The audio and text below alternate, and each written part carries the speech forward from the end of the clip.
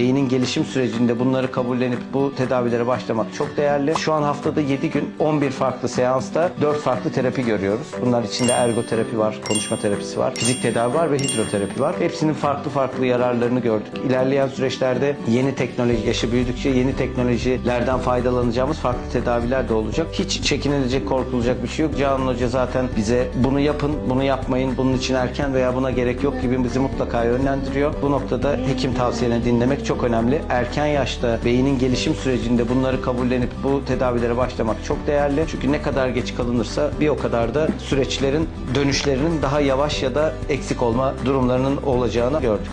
Bu videonun sosyal medya kanallarında ve herhangi açık mecralarda paylaşılması benim için hiçbir sakıncası yok. Videoyu zevkle paylaşabilirsiniz. Çok teşekkürler. Aslan el sallayabilir miyim? El salla aslan. Bay bay yap. Aslan bay bay yap ablalara.